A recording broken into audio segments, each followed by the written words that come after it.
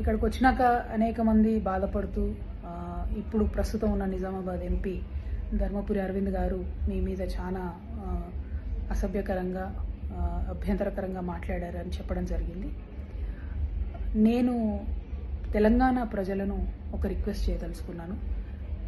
నిజామాబాద్లో ఓడిపోయిన తర్వాత నేను చాలా డిగ్నిఫైడ్గా గెలిచినటువంటి వ్యక్తులకు రాజకీయాల్లో అవకాశాలు ఇవ్వాలి, వారు పనిచేసుకోవాలని చెప్పి నా మానాన్ని నేను సైలెంట్గా ఉన్నాను.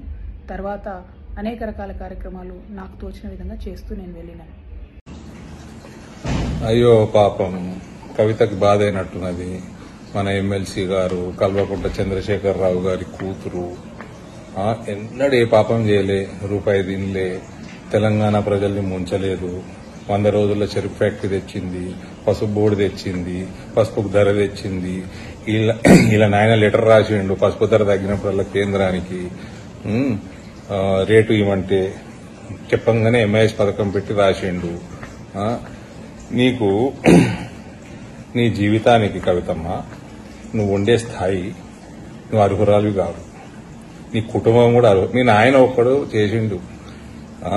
మీ నాయన గురించి, మీ నాయన చేసిన పాపాలన్నీ మీ వల్లనే చేసిండు.